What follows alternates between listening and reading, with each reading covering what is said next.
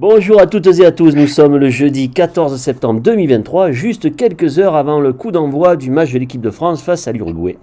Et avec moi pour les spéciologues, l'émission numéro 6, deux spéciologues, Joubi de S et le Piaf. Salut les potos, comment ça va? Good evening le peuple, 37-2 avec plein forme, tout va bien. Eh bien bonsoir tout le monde, un peu de forme, tout va bien. Bon écoutez, commençons bien évidemment par la prestation majuscule de l'équipe de France face à la Nouvelle-Zélande, ça vous a plu? Majuscule. Fifi, on était au même endroit. Moi, je servais les bières, toi, tu les buvais, mais je crois qu'on n'a pas vu le même match. Hein. Parce que le match de l'équipe de France, il est juste moyen quand même. Ouais, moi je retiendrai un truc sur ce match et j'ai oublié de le dire, mais il y a la meilleure déclaration, c'est Antoine Dupont qui l'a fait, qui dit en faisant un match moyen, on met quasiment 30 points à la Nouvelle-Zélande. Voilà, moi j'ai bien aimé la deuxième mi-temps de l'équipe de France qui a su enfin garder le ballon, qui a su enfin pilonner les Blacks, leur faire mal, surtout devant, et puis après ça a été un petit peu plus facile, forcément quand tu reprends les fondamentaux du rugby. Mais tu vois ce qui est bien, parce qu'on est complémentaires, parce que moi j'ai préféré la première mi-temps, parce qu'on n'a pas été bon, on n'était pas à la hauteur, on a été pris par l'événement, mais on s'est jamais affolé. Voilà, c'est parfait, vrai. Tu vois? Ben c'est vrai. Vous êtes complémentaires, mais bon, alors Joubi, moi je pense que tu devais les boire, les bières aussi, parce que franchement, pour ma part, la première mi-temps de la Nouvelle-Zélande, ça faisait très longtemps que j'avais pas vu les Néo-Z jouer à ce niveau. Mais Fifi, à quel moment ils nous mettent en danger, les garçons, là? Je lève la première action du match où tu te parles pas et où Moefana ouvre la porte et que comme sa course elle induit pas à comment il s'appelle à l'intérieur à Aldrit de glisser pour fermer la porte, la porte elle est ouverte. Ceci dit, avoir la porte à l'équipe de France, ça l'a déjà eu et puis on sait où ça nous a mené. Mais derrière tu prends cet essai là, mais après à quel moment t'es en danger? Jamais. On avait une équipe de Nouvelle-Zélande qui était à la hauteur de ce qu'on pensait qu'elle serait. Et que les matchs de préparation ont montré, c'est-à-dire une équipe, je le maintiens, ils seront peut-être champions du monde au final, hein, mais une équipe qui est la plus faible équipe de Nouvelle-Zélande depuis 1991 et la Coupe du Monde 91. Pas mieux, bon, ok. Ben moi Non, pas mieux. Il a totalement résumé. Et voilà, quoi. Comme il a dit, voilà, t'es un peu pris par l'événement. Tu prends un essai au bout de 1 minute 30. Voilà, t'as manque de placement, manque d'automatisme, manque de cohésion d'entrée de jeu. Mais après, derrière, c'est vrai qu'ils nous ont pas trop mis en danger. Et quant à la deuxième mi-temps, hormis cet essai ou une nouvelle fois sur une interprétation arbitrale, bon, a priori, quand il fait la passe, le ballon, les mains partent en arrière, mais le ballon part en avant. Hormis l'essai, les Néo-Zélandais n'ont pas existé en deuxième mi-temps, quoi. Ah, pas de danger, on n'a jamais de danger, jamais. Donc c'est pour ça que on fait nous un match, je trouve, très moyen, notamment sur des positionnements défensifs, mais et on est pris par l'enjeu. Mais après, franchement, pas de. Moi, je m'en sonne pas. Hein. On n'est pas champion du monde. Et puis, on a encore de la marge. Et je crois que le niveau de la Coupe du Monde, il est à l'image de ce que j'avais annoncé également pour l'instant sur cette première journée. Il ne faut pas tirer de conclusion. Il n'y a pas toutes les équipes qui sont rentrées dans la compétition en plus de ça. Mais je trouve que le niveau, il est faiblard. Il est faiblard. Ouais, c'est vrai. Et finalement, le plus beau match, enfin, celui sur lequel je me suis le plus régalé sur cette première journée, c'est le match entre le Chili et le Japon. Ah, je l'ai pas vu, celui-là. Bah écoute, moi je l'ai pas vu non plus et il me fait pas trop envie de rêver, mais je le regarderai. J'ai mon avis. Ouais, mais moi celui sur lequel j'ai pris du plaisir. Parce qu'on peut commencer, nous aussi, hein, étant donné que les arbitres ils font un peu n'importe quoi, on peut nous aussi sortir les cartons. Moi j'ai envie de mettre un putain de carton rouge à cette équipe d'Argentine. Oui, rouge sans arbitrage vidéo, Joubi. Rouge. Oh là là, mais quelle purge!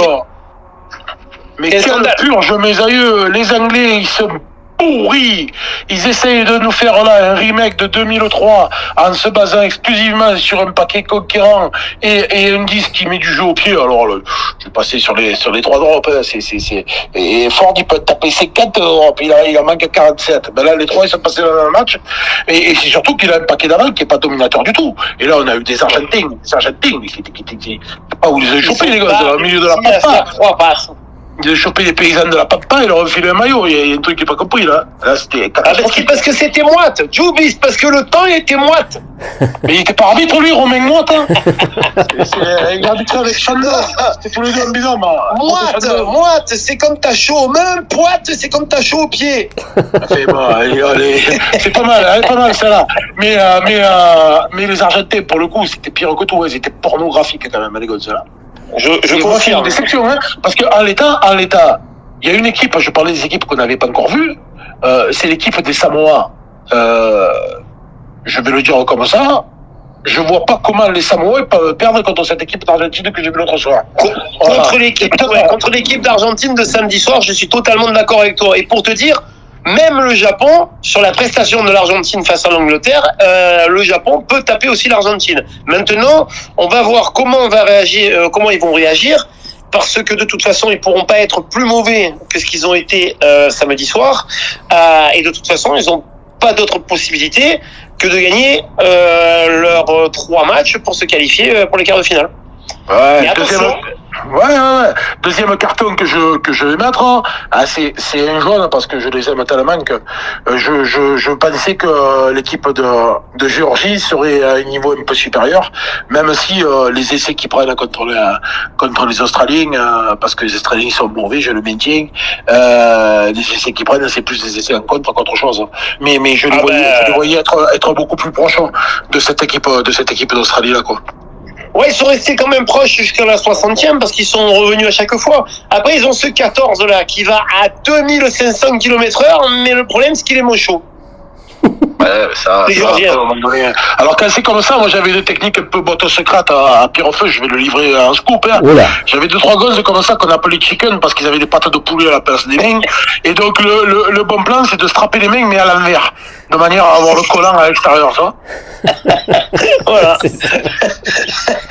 C'est pas con. C'est vrai parce que il a d'énormes qualités ce joueur là, mais par contre voilà. Il dégueule tous les ballons. C'est un vrai souci. Bon, ça va être réglé. Il y en a un autre d'ailier qui joue dans une équipe et j'ai toujours pas compris ce qu'il me foutait là, le gazier. C'est le numéro 14 de l'ailier. Vous me passerez le nom. Des Fidji. Qu'est-ce qu'il fait là, ce garçon? Quand tu penses, t'as Wayne Nicolo, il était même pas sur la feuille de match. Non, mais après Raiwali, il va falloir quand même un peu gamberger sur les compositions d'équipe, quand même. Comment tu peux faire ça? Comment tu ne coaches pas Semir Radradra à la mi-temps du match? C'est improbable. Alors je mets volontairement de côté l'en avant, hein, parce que bon, on va donner, il fait en avant, pas non plus pas de mauvais cours. Bon, s'il le fait pas, c'était mieux, surtout pour mes finances. J'avais parié sur la victoire. Pour les miennes aussi. Mais à un moment donné, je veux dire, c'est la première mi-temps qu'il fait, il ouvre 2 fois la porte. Alors après, Rawali peut s'en prendre qu'à lui, hein. Parce que depuis quand c'est Mirodradra il joue premier centre? Depuis quand? Mais depuis que Tuisova est remplaçant. C'est-à-dire depuis ce match-là. Et donc à un moment donné, je veux dire, tu peux pas non plus te retrouver dans des situations. Pour moi, il y a deux choses que je comprends pas. Comment dans ce match-là, qui est le match qu'on peut qualifier sur le papier fondamental en tout cas, à défaut d'être décisif, de la poule, comment tu fais pour pas faire attaquer Tuisova, quel que soit le poste? Comment tu fais pour faire garder ce garçon qui a une poule pour sur la tronche là? Je parle pas de Naya Salevou, lui je l'ai reconnu. L'autre il a une deuxième poule pour sur la tronche. Tu vas rester beaucoup. On aurait dit Mia Fry avec comment s'appelle l'émission la con là qu'il y avait là, Dancer. Et Pia dans ton corps, il a fait l'autre lien face à. Mais je veux dire qu'à un moment donné, je comprends pas. Après bon, il y a des fois des choix stratégiques. Lui, il est avec son groupe et compagnie. On notera par contre sa classe. Sa classe plus, hein, parce qu'il aurait pu sortir dans la presse, faire des lignes sur la situation de l'arbitrage, parce que très honnêtement, je pense que le soir même après le match, quand il ouvrait la bouche, tu voyais la lumière, quoi, parce qu'il s'est fait taper dans la rosette copieux, là. C'est un vol manifeste. C'est une honte pour notre sport. C'est une honte. Ouais. Mais pourtant, Fi, tu nous connais. On n'est pas les premiers, contrairement à d'autres, à taper sur l'arbitrage. Mais sincèrement, je crois que de la première à la 80e, c'est ouais, mais comme tu vois, si Mourad était fidjien, il dirait c'est une sodomie arbitrale. Bon, il est pas fidjien, mais il pourrait le dire quand même. Voilà, je vais retenir l'action la plus probante de la première mi-temps, c'est cet essai qui refuse. Je sais plus c'est à qui, c'est au numéro 7 fidjien, je crois qu'il refuse. C'est à Mawa et sur l'en avant. Voilà, sur l'en avant, dans le but. Mais bon, pourquoi il n'arrive pas aussi à aplatir normalement? Parce que l'autre, il fait un plaquage qui est totalement illicite. Et à la vidéo, il doit donner essai de pénalité, carton jaune. Et non, mais je vous renvoie les copains là-dessus sur ce qu'a pu déclarer dans une interview sur une radio en ligne comme nous là, mais qui est disponible sur Facebook et facile à trouver. J'ai oublié le nom de ce que déclare Cardona, l'arbitre Cardona là-dessus. Hein. En disant Laurent Cardona, en disant que c'est incompréhensible, qu'il pense pas qu'il y ait de la malhonnêteté de l'arbitrage, mais que pour le coup les arbitres. Non, la question c'était est-ce que tu penses que les Fidji ont été arbitrés comme une petite équipe? Et il dit je vais pas dire qu'ils ont été arbitrés comme une petite équipe, mais je vais vous dire qu'ils n'ont pas été arbitrés comme le Pays de Galles. Voilà, ça résume tout, y compris par la corporation. Et d'ailleurs, j'en profite, je salue Maurice Duny et comment tu l'appelles, et Eric Briquet-Campé, parce qu'ils ont eu la pertinence, la chance, le plaisir ou la honte peut-être par leurs confrères. Ils se sont abstenus de commentaires alors que d'habitude ils y vont bon train. Donc je crois qu'ils ont fait le bon choix et qu'ils ont vu le même match que nous, quoi. Ouais, puis bon, il y a cette action-là, mais il y en a d'autres. Il y en a tellement d'autres. Ça a été j'espère que ça ne conditionnera pas une non-qualification des Fidji. Voilà. J'espère aussi. Moi, tu vois, Djoubi, si je devais faire un pronostic dans cette poule, je te dirais que à l'issue de tous les matchs de cette poule, il y aura 3 équipes qui seront à 16 points. C'est pas impossible et fort possible, j'ai envie de dire. Voilà. Alors après, pour les Gallois, ils seront peut-être pas, hein. Les Gallois, ils seront peut-être rien qu'à 14, mais bon, on verra bien.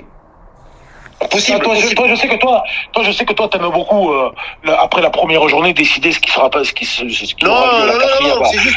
C'est ton truc, ça. Tu joues de la fête, tu dis que toi, se qualifieront pas.